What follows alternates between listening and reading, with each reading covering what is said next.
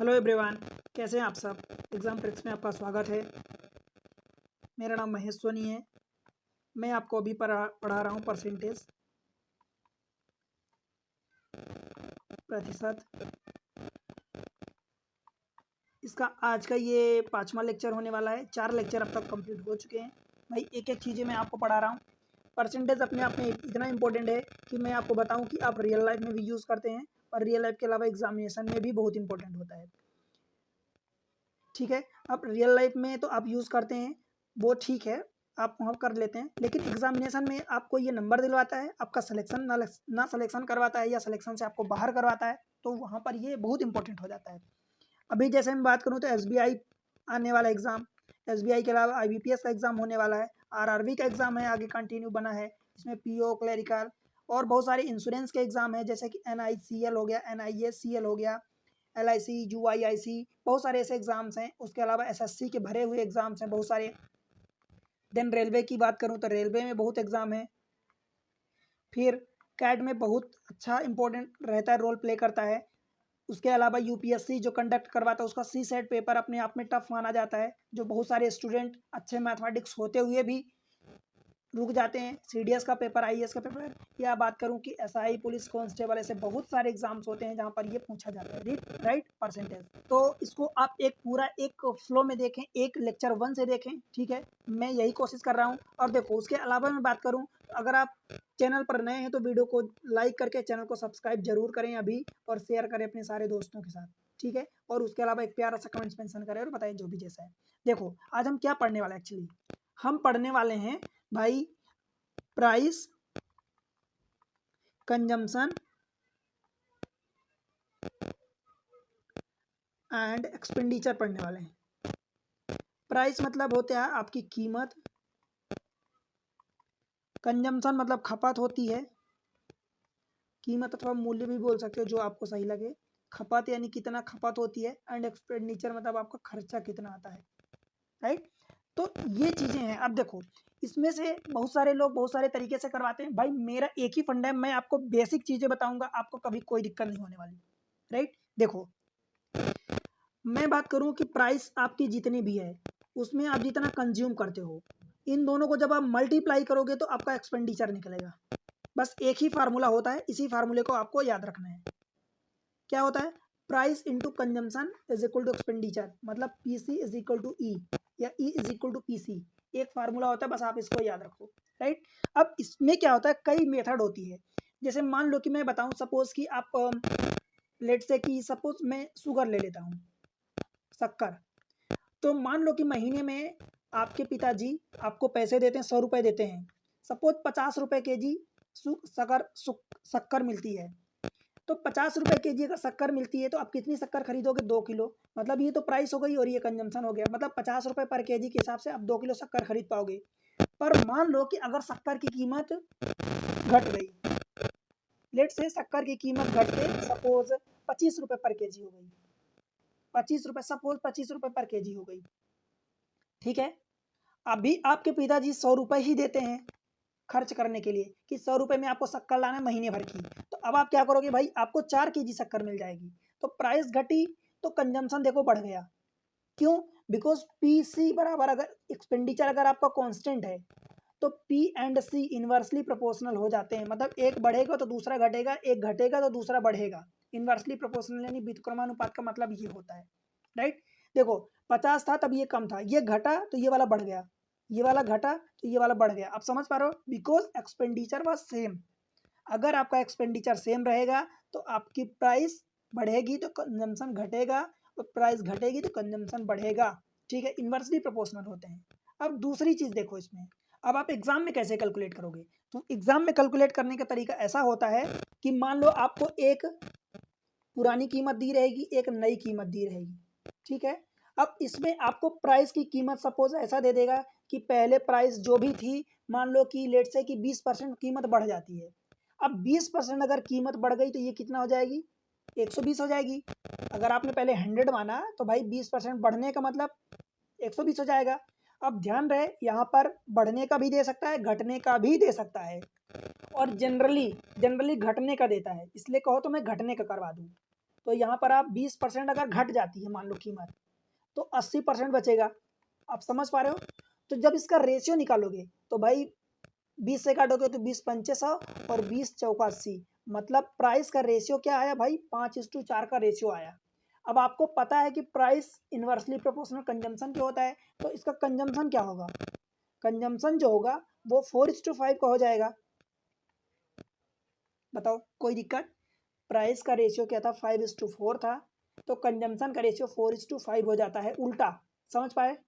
और अगर इसकी वजह से मान लो, इसकी वजह से 2 किलो मान लो कि आप ज़्यादा खरीद पाते हो या 5 किलो ज़्यादा खरीद पाते हो, सपोज मान लो कि अगर कंजम्पशन आपका, प्राइस आपकी घट गई जिसकी वजह से कंजम्पशन आपका बढ़ गया। देखो पहले प्राइस 5 थी, अब जाके प्राइस कितनी हो गई, 4 हो गई, मतलब प्राइस घटी, तो कंजम्पशन आपका पहले 4 था, अब जाके कंजम्पशन बढ़ गया, because price inversely proportional to consumption. और जिसकी वजह से आप मान लो कि 5 kg ज़्यादा मटेरियल जो भी आप खरीद रहे थे, शुगर ले लो, जो भी आप ले लो, गेहूं ले लो, आटा ले लो, तो 5 किलो ज़्यादा आप खरीद पाते हो।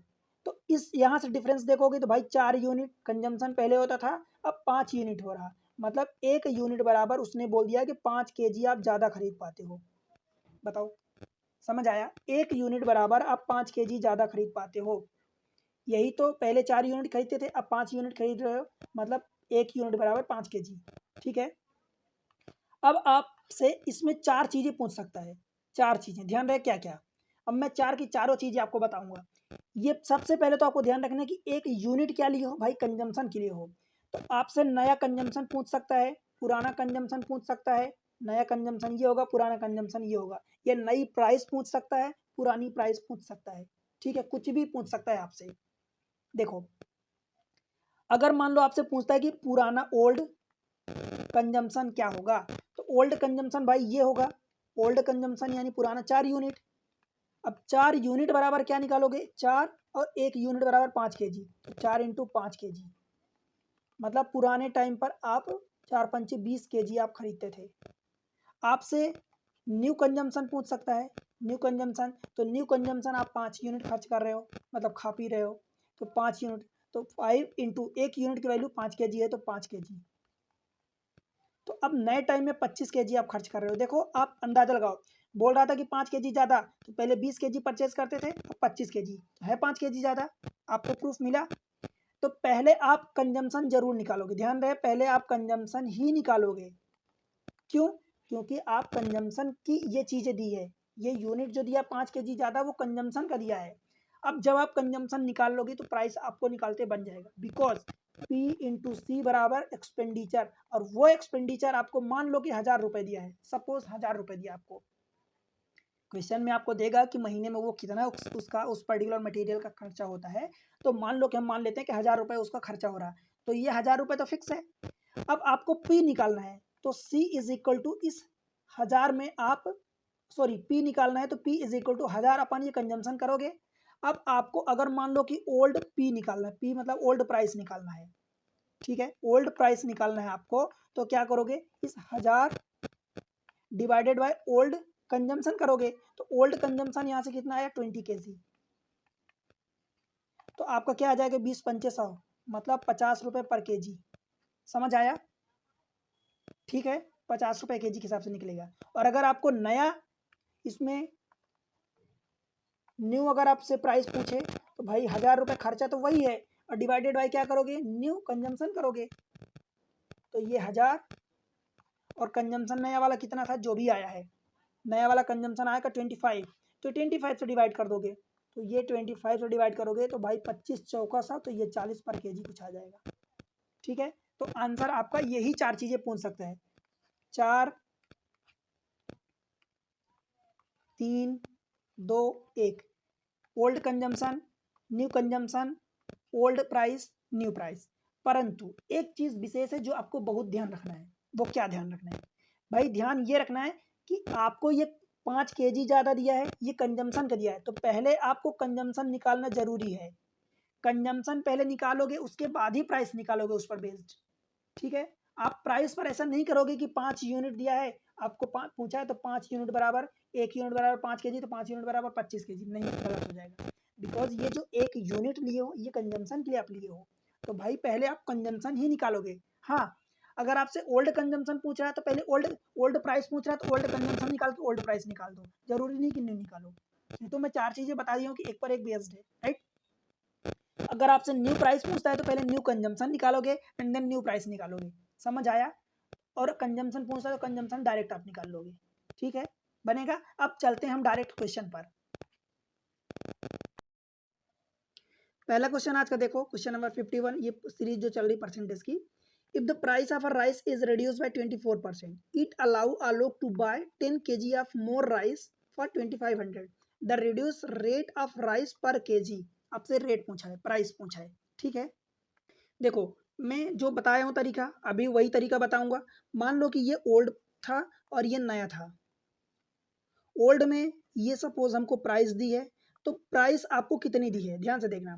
पहले आपको 100% प्राइस थी, बाद में रिड्यूस बाय 24%, तो भाई मैं इसको 100 मान लेता हूँ, 24% रिड्यूस हो जाती है। इसका मतलब क्या हुआ कि बचेगी कितनी, 76%। समझ आया। इसका जब रेशियो निकालोगे, काट पीट करोगे तो 4 से काटोगे तो 25 चौक 80, 19 चौक 76, मतलब 25 और 19 का इनका रेशियो आ गया। अब जब ये प्राइस का रेशियो आया है तो भाई मैं आपको बताया हूँ कि price inversely proportional to consumption. तो कंजम्पशन का रेशियो क्या आएगा, कंजम्पशन अथवा इसी को क्वांटिटी आप बोल दो, तो इसका रेशियो उल्टा हो जाएगा, 19 रेशियो 25 हो जाएगा।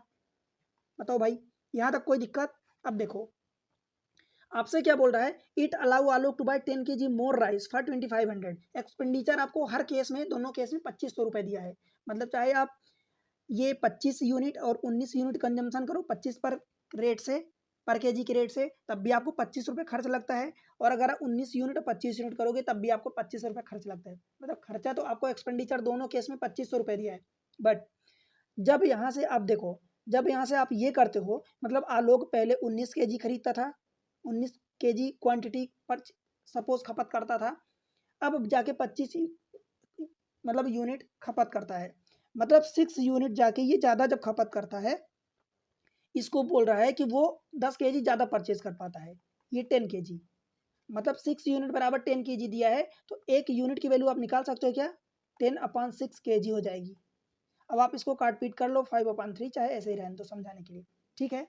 समझ आया क्या इतनी बात। अब देखो, आपने ये यूनिट किसके लिए मानी है भाई, कंजम्पशन के लिए, तो कंजम्पशन आपको कैलकुलेट करना पड़ेगा। जब आप कंजम्पशन कैलकुलेट करोगे उसके बाद ही आप प्राइस कैलकुलेट कर पाओगे।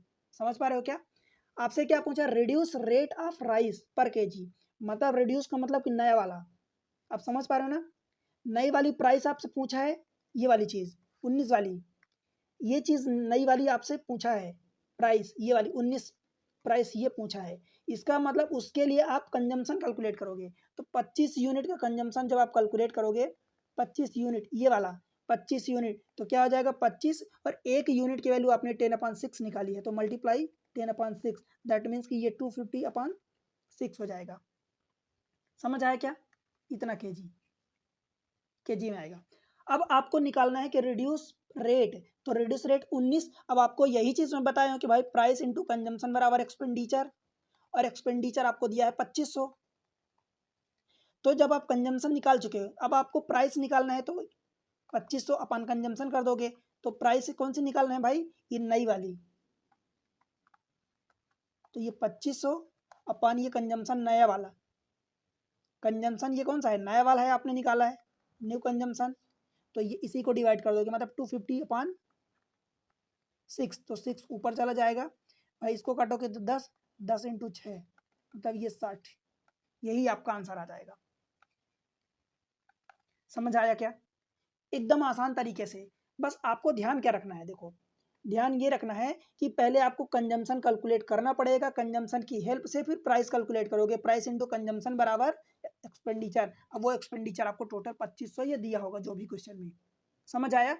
आपसे अगर इसी में दूसरी चीज पूछता, दूसरी चीज क्या पूछता कि पुरानी वाली प्राइस आपको निकालो, तो पुरानी वाली प्राइस के लिए पुराना वाला कंजम्पशन पहले आप कैलकुलेट करते, मतलब ये 19 यूनिट आप कैलकुलेट करते, पहले 19 यूनिट, और 19 इंटू एक यूनिट की वैल्यू आपने 10/6 निकाली है, मतलब 190/6 निकालते हैं। एंड देन अब आपको प्राइस न्यू वाली निकालनी होती, न्यू कहाँ, ये तो ओल्ड वाली है। प्राइस अगर आपको ओल्ड वाली निकालनी होती तब क्या करते, सेम चीज 2500 अपन ये 190/6 करते तो 6 ऊपर चला जाता। अब जो भी आंसर आता आप कैलकुलेट करते, ठीक है, तो ये आंसर होता। क्लियर हुआ? तो पहले कहने का मतलब कि पहले आप कंजम्पशन की यूनिट किसको माने हो, देखो 6 यूनिट यहाँ से यहाँ का कंजम्पशन का यूनिट आप माने हो, तो कंजम्पशन आपको निकालना पड़ेगा, कंजम्पशन की हेल्प से आप प्राइस निकालोगे, इतना जरूर ध्यान रखना। अगले क्वेश्चन पर चलते हैं। Question number next, a reduction of a 15% of the price of a washing powder enable a purchaser to obtain 5 kg more for this much। अब ये एक्सपेंडिचर दिया है, ठीक है, देखो ये रहा ओल्ड, ये रहा न्यू। अब मैं इसकी प्राइस लिख रहा हूँ। प्राइस क्या दिया है, 15% रिड्यूस हो जाती है, मतलब अगर पहले 100 थी तो अब 85 हो जाएगी। जब इसको काटोगे तो क्या हो जाएगा रेशियो में, 5 से काटोगे तो 5, 20 से कटेगा और ये 17 कट जाएगा। ये प्राइस का रेशियो है। अब कंजम्पशन अथवा क्वांटिटी जो भी आप एक कह दो, कोई सा भी, कंजम्पशन का क्या होगा, 17 रेशियो 20 हो जाएगा। क्यों भाई बोलो, कोई दिक्कत है यहाँ तक? देखो तो अब देखो यहाँ से बोला एक चीज़ है कि 5 kg ज़्यादा परचेज कर पाता है, 5 kg मोर, मतलब ये वाला 3 यूनिट यहाँ से 17 से 20 हो रहा है, मतलब 3 यूनिट बढ़ रहा है, और इसी को बोल रहा है कि 5 kg ज़्यादा परचेज कर पाता है। तो एक यूनिट की वैल्यू आप निकालोगे तो 5/3 हो जाएगा। ठीक है, समझ आया? Original price of the washing powder, original मतलब ओल्ड वाली, ये वाली, तो इसके लिए आप पहले ओरिजिनल कंजम्पशन कैलकुलेट करोगे। ओरिजिनल कंजम्पशन कितना है, 17 यूनिट, ये ओरिजिनल कंजम्पशन, ठीक है, 17 यूनिट मतलब 17 इंटू एक यूनिट की वैल्यू 5/3 है, ऐसे ही लिखा रहने दो, या 17 50 85/3 कर दो। समझ आया? अब आपसे ओरिजिनल प्राइस पूछा है, तो ओरिजिनल प्राइस आप जब निकालोगे तो भाई एक्सपेंडिचर अपन कंजम्पशन करोगे, और एक्सपेंडिचर आपको दिया 1275 रुपये। अपन कंजम्पशन कौन सा, ये ओल्ड निकाल रहे हो प्राइस, तो ओल्ड कंजम्पशन रखोगे, तो यही 17 इंटू 5 और बटे 3, तो 3 ऊपर पहुंचा दो। 500 काटोगे, 17 से काट दो चाहे 5 से, 17 से काटोगे तो 17 7 19, 119 हो जाएगा, बचेगा 8, तो 85 हो जाएगा, 17 50 85, 5 से काटोगे तो 15 50 75, और 15 गुणे 3, तब ये 45 यूनिट आ जाएगा। ठीक है, 45 रुपये आ जाएगा। समझ आया क्या? ऑप्शन सी हो जाएगा। बोलो भाई कोई दिक्कत है? इसी में आपसे अगर मान लो कि नई प्राइस पूछता, तो नई अगर प्राइस पूछता तो प्राइस के लिए पहले आप नया कंजम्पशन निकालते एंड देन उसकी हेल्प से एक्सपेंडिचर से डिवाइड करते। समझ आ गया ना? और अगर आपसे कंजम्पशन पूछ रहा है तो कंजम्पशन डायरेक्ट ये निकाल ही लिए यहाँ से, या फिर इसका ये निकाल लिए, पुराने वाले का भी निकाल सकते हो, नए वाले का भी। समझ आया? देखो एकदम सटीक चीज़ें मैं बता रहा हूँ भाई, ऐसी चीज़ें आपको ये जल्दी से नहीं बताते लोग। समझ आया? एकदम टू द पॉइंट बात कर रहा हूँ, एकदम आसान मेथड। आपको यही ध्यान रखना है कि प्राइस इंटू कंजम्पशन, यही दो चीज़ मिला के एक्सपेंडिचर होता है। आप घर में जितना भी खर्च करते हो, मान लो कि आपके घर में सपोज 50 kg का गेहूं लग जाता है, तो गेहूं 50 kg का लग जा रहा है, अगर मान लो 30 रुपये 35 रुपये 40 रुपये kg खरीद रहे हो, तो 50 इंटू जितने kg खरीदोगे उतना ना पैसा आपका खर्च होगा गेहूं के लिए। तो यही चीज़ होती है, दोनों का मल्टीप्लिकेशन एक दूसरे के इन्वर्सली प्रोपोर्शनल होते हैं, प्राइस एंड कंजम्पशन, बिकॉज अगर आपका एक्सपेंडिचर सेम है तो कांस्टेंट है। आगे बढ़ते हैं। मैं अब अगर रेशियो की बात करूं भाई, रेशियो में मतलब कि मान लो कि आपकी जो प्राइस थी, प्राइस 10% बढ़ गई, तो 10% बढ़ने का मतलब क्या हुआ, 10% का मतलब 1/10 होता है, मतलब 10 पहले थी अब 10% बढ़ी, इसका मतलब अब 11 हो गई। समझ आया? और अगर कंजम्पशन मान लो, ये प्राइस की बात हुई, कंजम्पशन मान लो कि 30% बढ़ गया, सपोज 30% बढ़ गया, 30% का मतलब क्या होता है, 3/10 होता है, यही होता है। ठीक है, इसका मतलब पहले ये 10 था, अब 10 से ये 13 हो गया है। अब एक्सपेंडिचर हमारा क्या होता है भाई, प्राइस इंटू कंजम्पशन, तो इन दोनों को ये वाला प्राइस है और ये वाला कंजम्पशन है, तो इन दोनों को मल्टीप्लाई कर दो, लेफ्ट में मल्टीप्लाई करोगे तो ये 100 हो जाएगा, और इसका मल्टीप्लाई करोगे तो ये 143 हो जाएगा। अब एक्सपेंडिचर आपका कितना इंक्रीज होगा, तो एक्सपेंडिचर पहले 100 था, बढ़ के कितना हो गया 143, मतलब इंक्रीज कितना हुआ 43, कितने में से, आउट ऑफ 100% के लिए 100 का मल्टीप्लाई करोगे, ये 100 कट गया, दैट मीन्स कि एक्सपेंडिचर आपका 43% इंक्रीज हुआ। ठीक है, तो ये रेशियो मेथड होती है, बट जो मैं आपको बताया हूँ वो भी एक बेहतरीन मेथड है, और ऐसे क्वेश्चन बहुत आते हैं, ये जो अभी मैं क्वेश्चन करवाया हूँ बहुत आते हैं क्वेश्चन भाई। ठीक है, आप खुद एग्जाम अगर देते होंगे तो आपको पता होगा क्वेश्चन आपके सामने कितने आते हैं। अगला क्वेश्चन देख लेते हैं 53rd। When the price of a commodity increased by 23%, a family reduced its consumption in such a way that expenditure on it was only 5% more. क्या मतलब हुआ? By what percentage has the family reduced the consumption of the commodity? Correct to 1 decimal places. भाई कहने का मतलब ये हुआ कि जब आपकी प्राइस इंक्रीज हो जाती थी तो एक्सपेंडिचर प्राइस जितनी 23% इंक्रीज होती थी, ठीक है, तो आपका एक्सपेंडिचर भी बढ़ेगा और एक्सपेंडिचर केवल 5% बढ़ता है। केवल 5% बढ़ने का मतलब ये एक्सपेंडिचर, इसका मतलब ये हुआ, आप समझो ऐसे प्रैक्टिकल रियल लाइफ में सोचो कि अगर प्राइस आपकी 23% बढ़ रही है तो एक्सपेंडिचर क्या केवल 5% बढ़ेगा? एक्सपेंडिचर कांस्टेंट भी रह सकता है, एक्सपेंडिचर 5% भी बढ़ सकता है, 23% भी बढ़ सकता है, डिपेंड ऑन द कंडीशन कि आप कंजम्पशन क्या करते हो। अगर कंजम्पशन बराबर रखोगे, मान लो जितना पहले करते थे उतने रखोगे तो एक्सपेंडिचर भी बड़ी उन्हीं तेजी से बढ़ेगा। और अगर कंजम्पशन को आप घटा देते हो तो फिर डिपेंड करेगा कि कितना घटा रहे हो, उसके अनुसार एक्सपेंडिचर कितना बढ़ना चाहिए या कांस्टेंट रहना चाहिए या ज़्यादा बढ़ना चाहिए, ठीक है। अगर यहाँ पर 23% प्राइस बढ़ा रहे हो, एक्सपेंडिचर 5% बढ़ रहा है, इसका मतलब कंजम्पशन पक्के में घटा है। समझ आया? हम जो जानते हैं कि P इंटू सी बराबर एक्सपेंडिचर ये होता है। अब देखो एक चीज़ है, मैं यहाँ पर आपको क्या करवा रहा हूँ कि P1 upon P2 into C1 upon C2 is equal to, बीच में इक्वल है E1 अपान E2। क्या आप ऐसा कर सकते हो?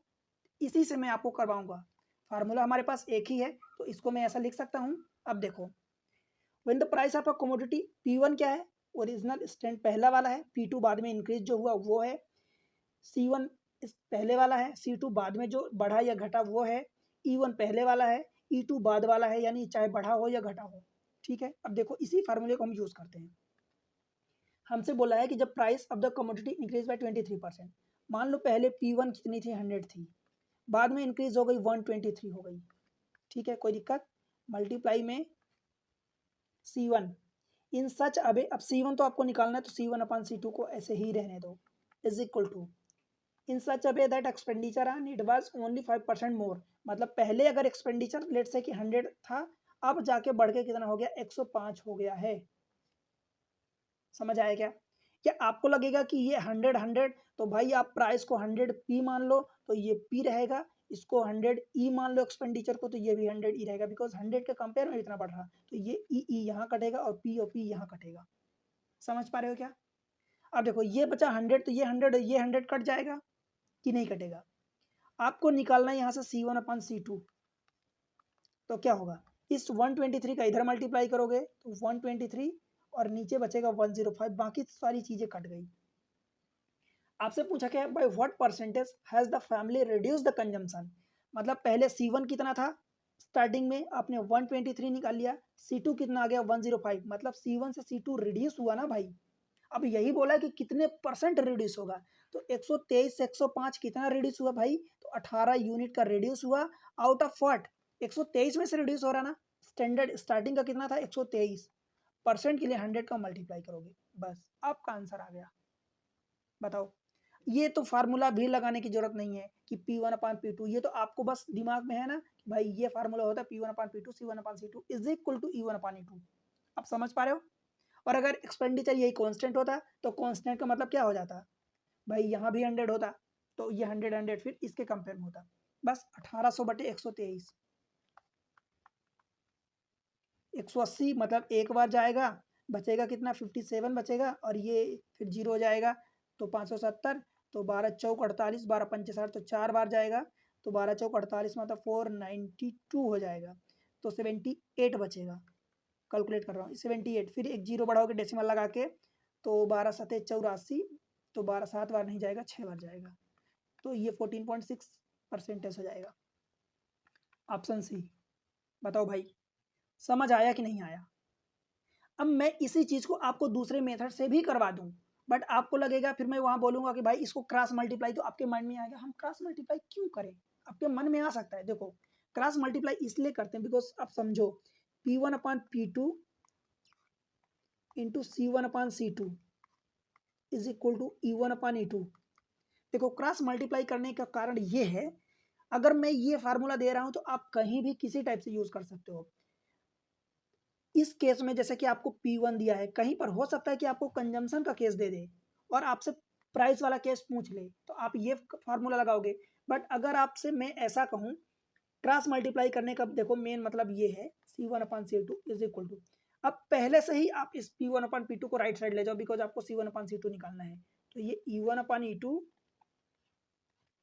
जब इस P2 को ले जाओगे तो P2 ऊपर जाएगा और ये P1 नीचे आएगा क्रॉस में, तो ये देखो उल्टा हो गया ना। तो बस इसीलिए इसका क्रॉस मल्टीप्लिकेशन होता है। उसका तरीका मैं बता देता हूँ। जैसे देखो अभी पहले कितना था केस, पहले 23% बढ़ी उसकी प्राइस, तो प्राइस का जब आप केस लिखोगे, प्राइस का जब केस लिखोगे तो पहले 100 थी, 23% बढ़ी मतलब 123 हो गई। कंजम्पशन आपको निकालना है, ठीक है। एक्सपेंडिचर का केस क्या बोला है कि भाई 5% बढ़ती मतलब 100 और ये 105, ठीक है। अब आप क्या करोगे, ये जो भी 100 है तो ये 100, ये वाला चीज़ 100 यहाँ लिखो, ये वाला 105 यहाँ लिखो, ठीक है। ये वाला 105 यहाँ, ये वाला 100 यहाँ। अब ये प्राइस जो है इसको इधर मल्टीप्लाई करो और इस वाले को इधर, मतलब मल्टीप्लाई इधर 123 करोगे, इस 100 का मल्टीप्लाई इधर 100 करोगे, ठीक है। अब ये दोनों रेशियो में तो ये 100 और ये 100 कट जाएगा, तो बचेगा ये 123 और ये 105। अब आप कहोगे कि पहले कंजम्पशन कितना था, 123 था, बाद में कंजम्पशन कितना हो गया 105, तो रिड्यूस कितना हुआ 18 आउट ऑफ व्हाट 123% के लिए 100 का मल्टीप्लाई। तो भाई बात तो वही आ गई ना। देखो आपने जो किया 1800/123, देखो ये 1800/123, ठीक है। तो यहाँ पर मतलब यह हुआ कि आपके मन में कई बार सवाल उठ सकता है, या कई बार आप भूल जाओगे कि भाई यहाँ क्रॉस मल्टीप्लाई क्यों कर रहे हैं। तो देखो क्यों करने की वजह भी मैं आपको बता दिया। क्यों करने की क्या वजह है, वजह ये है कि ये फार्मूला होता है, अगर आपको सी निकालना है, कंजम्पशन निकालना है, तो प्राइस को राइट साइड डायरेक्ट उठा ले जाओ, और डायरेक्ट उठा ले जाओगे तो भाई ऊपर वाली चीजें नीचे आएंगी, नीचे वाली ऊपर आएगी, तो देखो उल्टा हो गया। यहाँ E1/E2 था, ये P1/P जगह P2/P1 हो गया। समझ आया, इसलिए ये उल्टा मल्टीप्लाई होता है। तो आपको ये मैं सजेस्ट करूंगा कि भाई ये मत करो, मतलब कर सकते हो ना, डेफिनेटली कर सकते हो P1/P2, बट ये वाली चीजें मैं सजेस्ट करूंगा, अगर आपको कंफ्यूजन हो रहा है तो इसको मत करो, ये वाली करो। अब चाहे P1 की वैल्यू, P1/P2 की वैल्यू यहाँ रख दो, बाद में वैल्यू रखने के बाद आप उसको राइट साइड ले जाओ, या पहले उठा ले जाओ राइट साइड और वैल्यू डायरेक्ट ले जाके राइट साइड रखो, एक ही बात हो गई। ये मतलब जो मैं यहाँ लगाया हूँ ये वाली चीजें, एक तो ये वाली चीज और एक ये वाली चीज, ये वाली सेम चीज तो है, राइट। समझ आया। एक क्वेश्चन फिर से और देखो, the price of a diesel is increased by 26%, a person want to increase his expenditure by only 15%। मतलब समझो कि डीजल की प्राइस 26% इंक्रीज हो रही, बट पर्सन वांट चाह रहा कि केवल उसका खर्चा जो है 15% बढ़े। By what percentage correct to 1 decimal place should the decrease the consumption, मतलब उसको कंजम्पशन भाई डिक्रीज करना ही पड़ेगा। क्यों, क्योंकि प्राइस उसकी इंक्रीज 26% के रेट से हो रही थी डीजल की, और उस खर्चा चाह रहा था कि केवल 15% में इंक्रीज कर पाऊँ। मतलब पहले मान लो कि 1000 रुपये खर्चा करता था, अब केवल वो चाह रहा कि मैं 1150 रुपये खर्चा करूँ ज़्यादा, और भले डीजल की प्राइस 26% से बढ़ रही है, तो उसको कंजम्पशन मतलब डीजल की खपत को तो घटाना पड़ेगा। तो बस क्या करोगे भाई, PC बराबर एक्सपेंडिचर, मतलब P1/P2। अब देखो P1 पहले था 100, अब 100 वैल्यू रख दो, पहले 100 था, बाद में एक्सपेंडिचर 26% बढ़ा मतलब 126 हो गया। C1/C2 ये निकालना है आपको। एक्सपेंडिचर पहले कितना था, 100 था, बाद में 115 हो गया, 15% बढ़ा तो 115 हो गया। अब आप देखो मन में मैं पहले ही क्वेश्चन में बता दिया आपको कि भाई ये वाला 100 आप इसको P मान लो, X मान लो, Y मान लो, जो भी मान लो, तो इसके कंपेयर में ये बढ़ रहा, तो ये P कट जाएगा। यहाँ पर एक्सपेंडिचर E मान लो, Y Z जो भी अदर कांस्टेंट मान लो, तो ये E कट जाएगा। इसलिए इसकी टेंशन मत लेना कि भाई मैं इसके कंपेयर में नहीं बढ़ा रहा हूँ, ये अलग 100 था, इसके कंपेयर में बढ़ा, ये अलग है तो इसके कंपेयर में बढ़ा रहा हूँ। अब ये 100 कटेगा, यहाँ से आप C1/C2 जब निकालोगे तो ये 126 ऊपर चला जाएगा और 115 नीचे आ जाएगा। अब आपसे क्या बोला कि कितना आपका कंजम्पशन डिक्रीज हो। स्टार्टिंग में कंजम्पशन कितना था, 126 था। देखो स्टार्टिंग में कंजम्पशन 126 था, बाद में कंजम्पशन 115 हुआ, तो डिक्रीज हुआ ना। कितना डिक्रीज हुआ, 11 यूनिट का डिक्रीज हुआ। कितने में से, 126 में से डिक्रीज हो रहा हो। ओरिजिनल 126 है, परसेंट के लिए 100 का मल्टीप्लाई, तो 1100/126। बस अब आप चेक कर लो। 12 सत्ते 84, 12 अट्ठे 96, 12 नया 108, तो 9 बार जाएगा क्या? अगर इसमें 9 का मल्टीप्लाई करते हो तो 9 छः का 54, कैरी 5, 9 दूना 18, 5 23, कैरी 2, 9 एकम 9 और 2 11, 1134 हो रहा और ये 1100 है, मतलब 9 बार नहीं जाएगा तो 8 पॉइंट समथिंग आएगा। समझ आया? ये देखो, मतलब आपको देखो इस तरीके से भाई निकालना पड़ेगा। एग्जैक्ट जरूरी नहीं कि एग्जैक्ट आप फिगर तक जाओ तभी आपको आंसर मिले, नहीं, आप एग्जैक्ट तक कहाँ तक निकालोगे कि मतलब आप समझो कि 9 बार नहीं जा रहा, 9 बार में थोड़ा सा ज़्यादा हो जा रहा है ये 34, तो 9 से थोड़ा सा कम होगा। अब आप ऑप्शन देख लो। अब ये नहीं है कि हर बार एग्जैक्ट आप फिगर तक आंसर निकालो तभी आपके पास करेक्ट आंसर तक पहुंचोगे, नहीं, ऐसा नहीं करना है। जब हाँ उसकी जरूरत हो कि अब आपको एग्जैक्ट है निकालना तभी निकालो। समझ पा रहे हो? अब कुछ और कॉन्सेप्ट। अब एक कॉन्सेप्ट ऐसा होता है कि ये जो हमारा इनकम एक्सपेंडिचर सेविंग होता है, income expenditure and saving. Income का मतलब आय होता है, एक्सपेंडिचर का मतलब खर्चा होता है और सेविंग का मतलब कि बचत होता है। ठीक है भाई, ये कॉन्सेप्ट एक्चुअली होता क्या है? देखो कॉन्सेप्ट बेसिक कुछ भी नहीं होता, बस इतना समझ लो कि आपकी जो भी इनकम हो रही है वही इनकम तो आप कुछ खर्चा करोगे और फिर बचा हुआ सेव करोगे। मान लो आप 10,000 रुपये महीने में कमाते हो लेट से, तो 10,000 में से मान लो आप 8,000 रुपये खर्च कर देते हो, तो बचा क्या? जो 2,000 रुपये बचेगा वही तो सेव करोगे। मतलब एक्सपेंडिचर और सेविंग मिला के जो दोनों होता है वही तो इनकम होता है हमारा। बस यही एक फार्मूला है और कुछ नहीं। दिमाग में रखोगे इतना, income is equal to expenditure plus saving, बस इतना काम करना है आपको। अब इसमें से कई बार चीज़ें ऐसी दे देती हैं कि मान लो लेट से कि सपोज एक्सपेंडिचर और सेविंग का रेशियो सपोज 5:3 दे दिया, मान लो सपोज 5:3 दे दिया, तो हम क्या करेंगे भाई? एक्सपेंडिचर को 500 ले लेते हैं, सेविंग को 300 ले लेते हैं। ठीक है, तो 500 एक्सपेंडिचर हो रहा, सेविंग 300 हो रहा, तो हमारा इनकम कितनी होगी भाई? इन्हीं दोनों को मिला के इनकम हुई तो हमारी 800 इनकम हो जाएगी, 5 3 800। समझ आया? अब मान लो कि इसको सपोज एक्सपेंडिचर मान लो कि बाद में बढ़ा के 20% बढ़ा देता है, तो 20% किसका बढ़ेगा? 500 का बढ़ेगा। तो 100 का 20% 20 होता है, 500 का कितना हो जाएगा? 20 5 100, तो ये कितना हो जाएगा भाई? 600 हो जाएगा। ठीक है, और उसकी इनकम मान लो लेट से 25% बढ़ जाती है, सपोज 25% इनकम बढ़ जाती है, तो 25% 800 का निकालोगे तो 25 अट्ठे कितना हो जाएगा? 200, तो ये 200 बढ़ के ये 1,000 हो जाएगा। अब आपसे ये पूछेगा कि भाई उसकी सेविंग कितनी बढ़ रही है, उसकी सेविंग कितनी बढ़ रही है? तो 1,000 रुपये उसकी इनकम हो गई, पहले जितनी 800 थी बढ़ के 1,000 हो गई, 600 रुपये खर्चा कर दिया, तो खर्चा अब आप सेविंग निकालोगे तो इनकम में से एक्सपेंडिचर को माइनस करोगे, तो 1,000 में से 600 रुपये खर्चा हो गया तो बचा कितना? 400 रुपये। अब 400, 300 पहले उस सेविंग करता था, अब 400 कर रहा, मतलब 100 रुपये ज़्यादा कर रहा। ये 100 रुपये बढ़ा कितने में से भाई? 300 रुपये में से बढ़ाना, तो ये हो जाएगा। अब परसेंट के लिए 100 का मल्टीप्लाई करोगे तो ये 100/3 दैट मीन्स कि 33.33% जो भी आएगा ये आपका आंसर होगा। समझ आया कि नहीं? बस इतनी सी चीज़ है। बेसिक कॉन्सेप्ट मैं हमेशा पकड़ के रखता हूँ भाई, वही चीज़ें समझाता हूँ, बिकॉज बहुत सारी ट्रिक्स ऐसी होती है जो मैं आपको अभी बता दूंगा, इसका उधर मल्टीप्लाई कर दो, इसका उधर मल्टीप्लाई कर दो, बट आपको एग्जाम के टाइम में भूल जाएगा। आपके मन में यही सवाल उठेगा, यार हम इसको मल्टीप्लाई क्यों करें और क्यों कर रहे हैं मल्टीप्लाई? अभी तो अब तरोताजा आपको दिमाग में है तो आप कर लोगे कि हाँ इसका मल्टीप्लाई उधर, बिकॉज आपको रीजन अभी पता है, याद है, बट वो रीजन जब भूल जाएगा, कारण भूल जाएगा, फिर आपके मन में यही सवाल उठेगा हम मल्टीप्लाई क्यों कर रहे हैं, ऐसा उसको क्यों नहीं कर रहे हैं। तो बेसिक चीजें आप पकड़ के रखो, वो आपको कभी नहीं भूलने देगा। चलो क्वेश्चन देखते हैं। The ratio of the Richa expenditure and saving 2:1, expenditure and saving का रेशियो दिया है। If her income and expenditure is increase by 20% and 15% respectively, then find the percentage increase in the her saving. भाई सीधी सी बात है, मैं आपको देखो क्या बता रहा हूं, ये रहा income is equal to expenditure plus saving, ये फार्मूला आप जानते हो।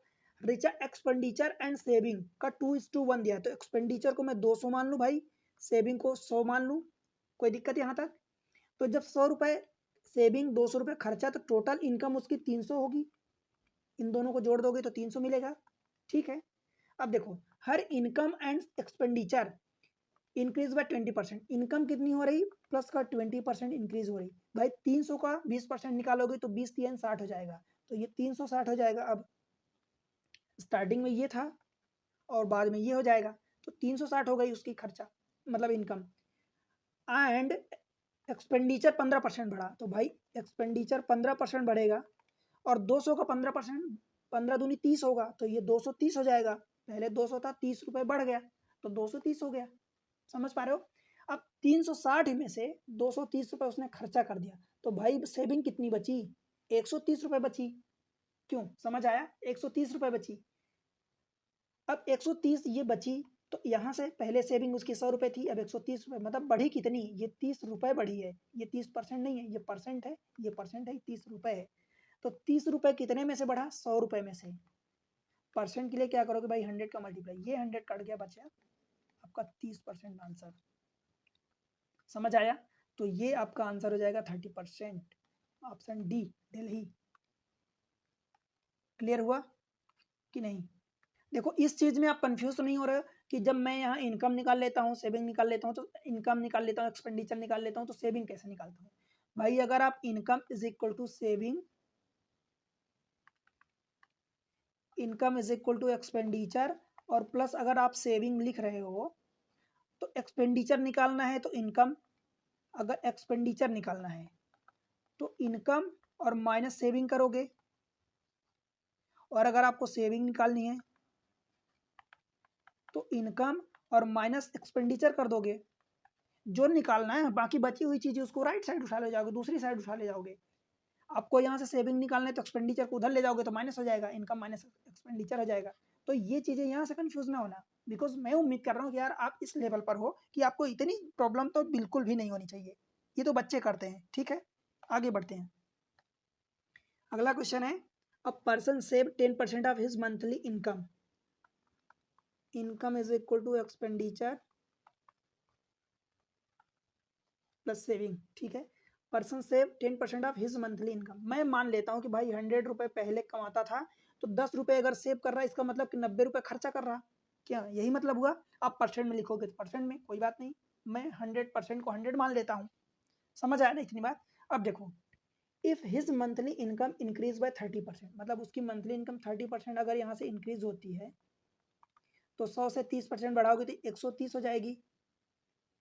Increase by 30%, he save 20% more then the previous saving. Saving पहले उसकी जो भी थी 20%, अब ये ज़्यादा सेव करेगा। भाई 10 का 20% कितना होगा, 2 होगा, तो ये 10 से 12 हो जाएगा। समझ आएगा इतना? 10 से 12 हो जाएगा। The percentage increase in the expenditure. अब इस बार पिछली क्वेश्चन में क्या दिया था, एक्सपेंडिचर को दिया था, इस बार सेविंग को दे दिया है, अब एक्सपेंडिचर पूछ दिया है। कोई बात नहीं, हम तो वही फार्मूला जानते हैं। अब 130 रुपये में से 12 रुपये इसने सेव कर लिया, बचा कितना, 118 रुपये। तो 118 रुपये वो खर्चा कर रहा है। पहले खर्चा इतना था 90 रुपये, अब 118 रुपये हुआ, तो बढ़ा कितना, 28 रुपये बढ़ गया। 90 से 118 होगा तो आपका 28 रुपये बचेगा, मतलब ज़्यादा खर्चा हुआ। कितने में से, 90 में से। क्यों भाई, ठीक है, परसेंटेज के लिए 100 का मल्टीप्लाई, ये 0 1 कट जाएगा, तो कितना बचेगा, 280/9, तो 9 त्रिक 27 और 9 कम 9, मतलब 31.19, मतलब 31.11%, 11%। ऑप्शन है, ऑप्शन बी हो जाएगा। बताओ एक्सपेंडिचर कितना इंक्रीज हो रहा है? भाई सीधी सी बात है, आपको दो चीजें दे रहा है। देखो, एक ये फार्मूला है, income is equal to expenditure और प्लस का सेविंग। तीन चीजें, तीन में से दो चीजें दे रहा है, एक चीज आपसे पूछ रहा है। कितना आसान सवाल है भाई, क्या करना है? अगर आपको अप्रोच समझ में आ गया तो इससे आसान नहीं हो सकता, but at the same time अगर आपको अप्रोच नहीं पता तो यही सवाल आपके लिए बड़ा डिफिकल्ट हो जाता है। आप समझ पा रहे हो ना? चलो अगले क्वेश्चन पर। अब यहाँ पर क्वेश्चन में दे दिया x% दे दिया, कोई दिक्कत नहीं, हम तो जो करते हैं वही करेंगे। Radha save x% of her income.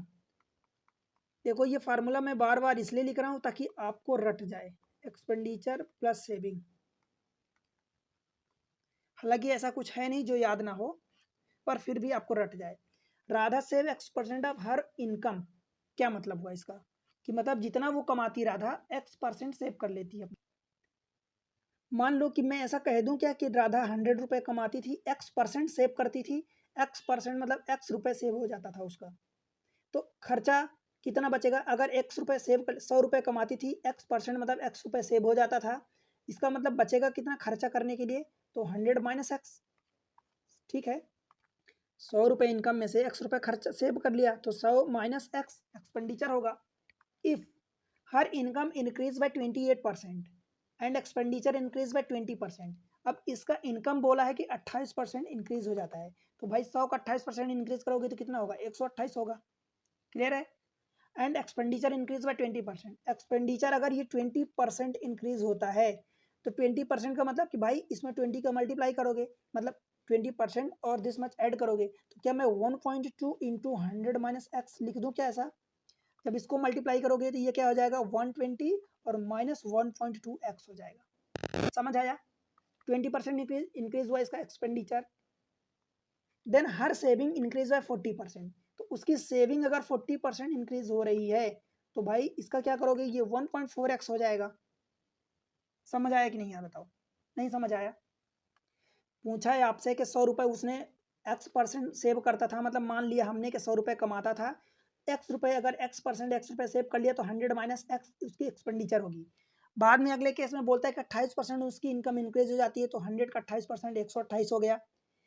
20% उसका एक्सपेंडिचर इंक्रीज हो जाता है, तो 1.2 का हमने मल्टीप्लाई कर दिया इंटू प्रीवियस वैल्यू, तो 100 माइनस एक्स दिस मच ये हो गया 120 माइनस 1.2x। सेविंग बोल रहा है कि 40% इंक्रीज आती है, तो भाई 40% इंक्रीज मतलब पहले 1x थी, अब 1.4x हो गई। ठीक है, what is the value of x? अब x की वैल्यू क्या होगी मुझे ये बताओ। अब इस वाले में, पहले वाले में 100 is equal to this much था, इस वाले में 128 इज इक्वल टू, इन दोनों को ऐड कर दो, मतलब इस वाली वैल्यू को और इस वाली वैल्यू को बराबर ये वाली वैल्यू।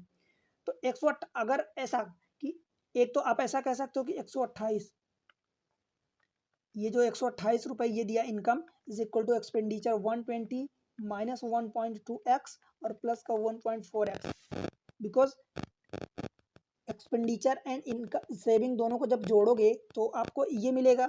इससे सॉल्व करके एक्स की वैल्यू निकाल लो। देखो 120 को इधर ले जाओगे तो माइनस करोगे तो 128 माइनस 120 8 बचेगा बराबर 1.4x में से 1.2x माइनस करोगे तो ये बचेगा 0.2x। एक्स की वैल्यू आप यहाँ से निकालोगे तो 8 और बटे 2 और एक आप इधर 10 का मल्टीप्लाई कर दो, 10 का ऊपर नीचे मल्टीप्लाई कर दिया तो नीचे वाला 0.2 से 2 हो गया। अब ये काटोगे चौका, एक्स की वैल्यू आ गई 40। ये आपका आंसर आ गया, ऑप्शन बी हो जाएगा। समझ आया? एक तो ये तरीका हुआ। दूसरा तरीका आप यहीं से, हालांकि सेम ही है, आप ये कह दो कि भाई इसमें से किसमें से, इनकम में से आप एक्सपेंडिचर को माइनस कर दोगे तो जो भी बचेगा उसका सेविंग होगा। तो सेम बात है, 128 में से ये वाली चीज़ माइनस कर दो, तो 128 में से जब ये इस चीज़ को माइनस करोगे तो भाई कितना बचेगा 8 और माइनस माइनस ये 128 में से 120 माइनस किया तो कितना बचा 8 और ये माइनस माइनस प्लस हो जाएगा 1.2x। अब जो बचा वो हमारा क्या होगा? सेविंग होगा बस। तो फिर से 1.2x को राइट साइड ले जाओगे तो ये 0.2x हो जाएगा इज इक्वल टू 8, एक्स की वैल्यू वही आ जाएगी 40। बताओ भाई, मतलब बात तो सेम है पर आपको समझने की ये बात है। समझ आया ना कि इनकम दिया था, एक्सपेंडिचर दिया था। आई होप कि मैं 2 बार समझा दिया और एकदम क्लियर वे में समझा दिया तो आपको समझ में आ गया है। ठीक है दोस्त, चलो अगले चलते हैं क्वेश्चन पर। मैं ऐसी चीज़ें, ऐसा तरीका अपनाता हूँ कि भाई आपको समझ में आए। अब देखो एक चीज़ मैं आपको अब और करवाने वाला हूँ, एक और कॉन्सेप्ट है। वो कॉन्सेप्ट है आपका पासिंग मार्क्स। जब आप पास होते हो, या तो एग्जाम में आप पास होते हो कुछ नंबर से या कुछ परसेंट से, या फिर फेल होते हो। अब मैं मान लो कहूँ, सपोज हम आज तक जानते हैं कि स्कूल लेवल पर 33% पासिंग मार्क्स होता है, पर ये कहाँ से बना है भाई कि 33% फिक्स है? फिक्स नहीं है, वो स्कूल लेवल पर बना के रखें। कहीं पर 25% पासिंग मार्क्स होता है, कहीं पर 48% पासिंग मार्क्स होता है, कहीं पर 20% पासिंग मार्क्स होता है। तो ये डिपेंड करता है condition to condition and change होता है। अब मान लो मैं कहूँ कि एक बंदा है जो सपोज 20% नंबर लाता है और फिर भी 40 नंबर से फेल हो जाता है। 20% वो नंबर लाता है फिर भी 40 नंबर से फेल हो जाता है। और एक बंदा ऐसा है जो 30% नंबर लाता है एंड सपोज लेट से मैं मान लेता हूँ कि चलो क्या कह दूँ, सपोज 30 नंबर से पास हो जाता है, 30 नंबर से पास हो जाता है, मतलब 30 नंबर उसके पासिंग मार्क्स से ज़्यादा आ जाते हैं। समझ पा रहे हो क्या? देखो नंबर डाटा चेंज हो सकता है बिकॉज मैं एट अ टाइम बना रहा हूँ एग्जाम्पल आपके लिए। कहने का मतलब ये हुआ कि एक बंदा ए नाम का कोई बंदा है और ये बी नाम का कोई बंदा है, ठीक है, दो कैंडिडेट है। ए नाम का जो बंदा है वो 20% नंबर लाता है और 40 नंबर से फेल हो जाता है, मतलब वो 20% नंबर लाया, अगर 40 नंबर और ला लेता तो वो पास हो जाता। समझ पा रहे हो? तो देखो पासिंग में लिख रहा हूँ। अब पासिंग मार्क्स ए और बी दोनों के लिए तो सेम होगा बिकॉज एक ही कम्पिटेटिव एग्जाम या एक ही स्कूल में दे रहे हैं। ऐसा तो नहीं कि एक अलग दे रहा है दूसरा अलग दे रहा, एक ही जगह दे रहे हैं एग्जाम, तो दोनों का पासिंग मार्क्स तो सेम होगा।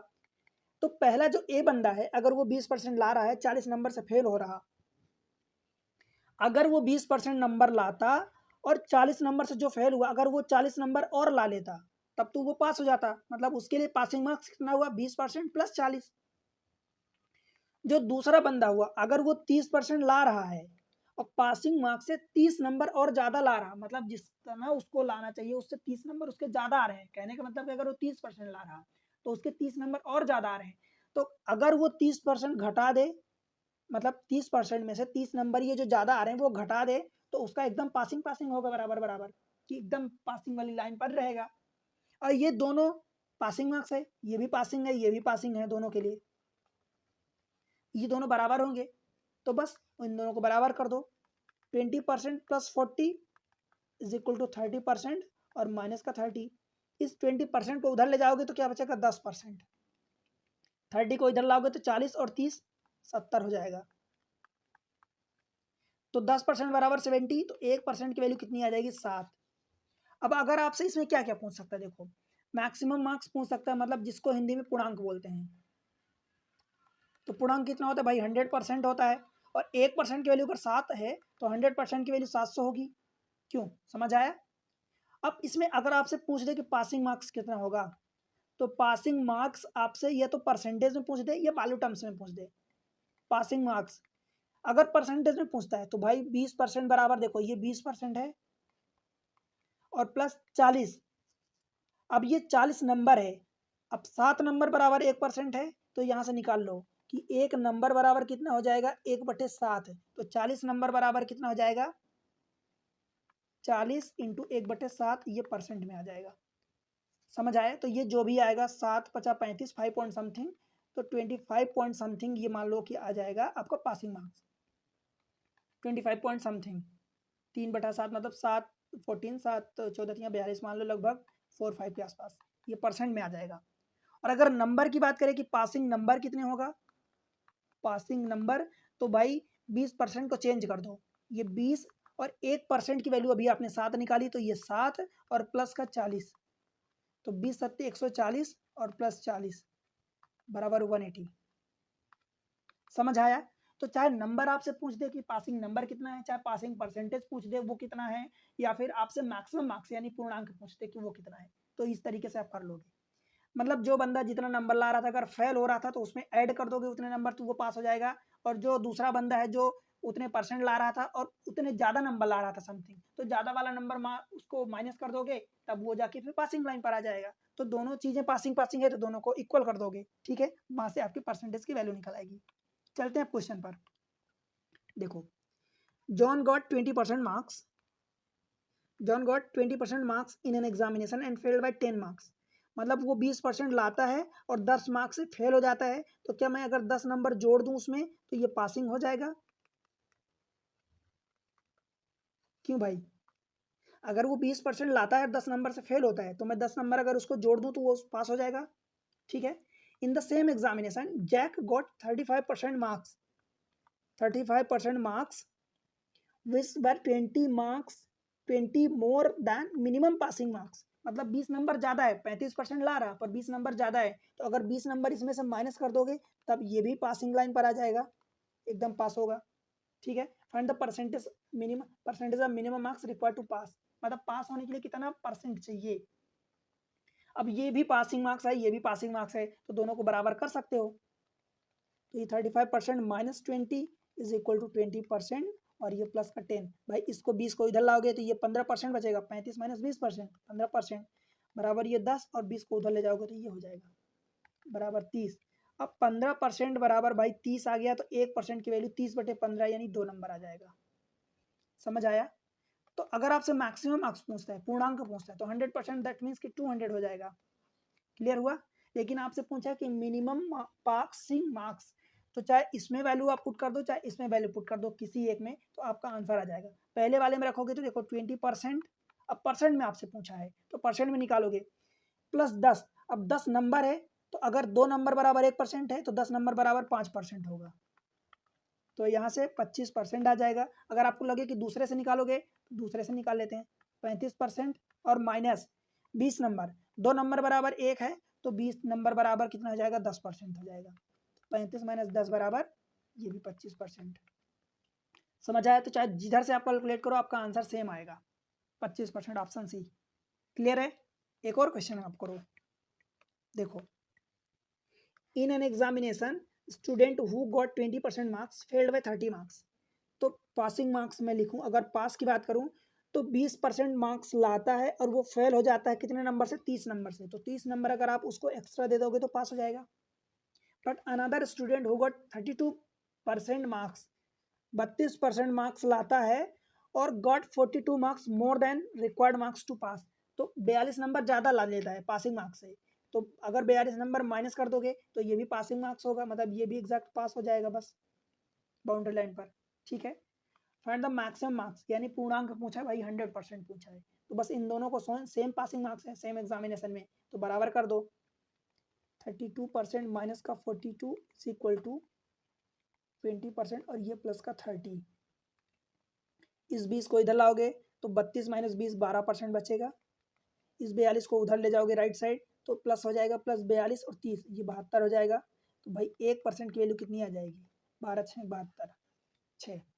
आपसे मैक्सिमम मार्क्स पूछा है यानी 100% पूछा है, तो 100% 1% बराबर 6, 100% बराबर 6 इंटू 100 दैट इज 600। ठीक है? कोई दिक्कत बताओ हो कहीं भी आपको समझने में? 600 पासिंग मार्क्स पूछता तो यहाँ पर वैल्यू पुट कर देते, मतलब पासिंग मार्क्स पूछता तो आप 20%, चलो परसेंट पहले निकाल लेते हैं, तो ये परसेंट हो गया, और 30, अब 30 नंबर, तो 30 को 5 गुणे 6 लिख सकते हो, तो 6 नंबर बराबर 1% होगा, तो ये 5% हो जाएगा, तो ये 25% हो जाएगा। और अगर नंबर पूछता, पासिंग नंबर पूछता या मार्क्स पूछता तो कितना हो जाता भाई, 20%, तो 20 इंटू 1% की वैल्यू 6 नंबर है, तो ये 6 और प्लस 30 नंबर, तो 20 छक्का 120 और 30 150।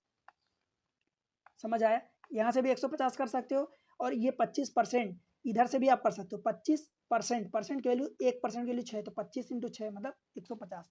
तो आंसर आपको जिधर से भी पूछे, जो भी पूछे, अगर आपने बेसिक चीज़ें पकड़ रखी है तो भाई मैं बता रहा हूँ कि आपका क्वेश्चन गलत हो ही नहीं सकता।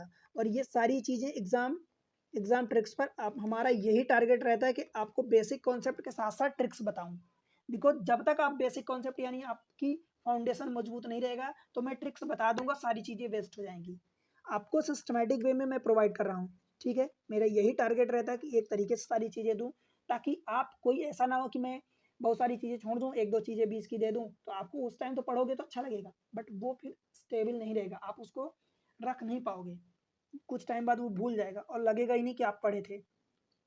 इसलिए सारी चीज़ें मैं एक तरीके से पढ़ाता हूँ, एक सिस्टमेटिक वे में पढ़ाता हूँ। आपसे केवल उतनी उम्मीद करता हूँ कि भाई वीडियो को लाइक करो, चैनल को सब्सक्राइब करो, सपोर्ट करो। अभी सब्सक्राइब करो यार, अभी नहीं किए तो बस शेयर करो सारे दोस्तों को, जो भी आपके पढ़ने वाले कॉन्टेक्ट हैं, और एक प्यारा सा कमेंट जाके मेंशन करो कमेंट सेक्शन में कि आपका सुझाव जो जैसा है, आप कौन से एग्जाम को टारगेट कर रहे हैं, वीडियो कहाँ से देख रहे हैं, ये सारी चीज़ें आप जरूर बताना। आपका सपोर्ट इस चैनल के लिए बहुत इंपॉर्टेंट है। मैं आपको कब से पढ़ा रहा हूँ भाई, अभी आप देखो चैनल पर कितने कम सब्सक्राइबर हैं, कितने कम लाइक व्यूज़ जाते हैं।